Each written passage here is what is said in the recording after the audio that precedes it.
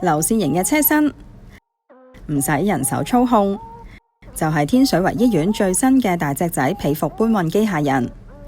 車身除咗有搬運升降板，仲配備咗多個感應鏡頭同聲納感應器，等大隻仔可以喺無人駕駛之下都唔會撞到人。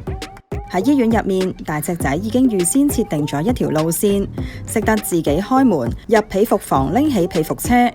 拎咁重嘅嘢冇理由行樓梯嘅，佢都識得預先 call lift 都唔使撳就上到病房樓層。當然被服車唔可以周圍放啦。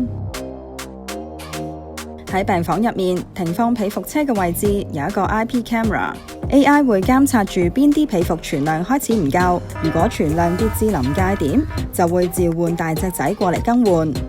大隻仔會將需要更換嘅被服車運去 lift 口，再將lift口滿載嘅被服車搬入病房。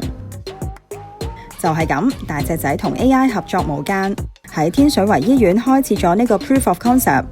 我哋仲試緊好多智慧醫院嘅 solution，有 update 就再話你知啦。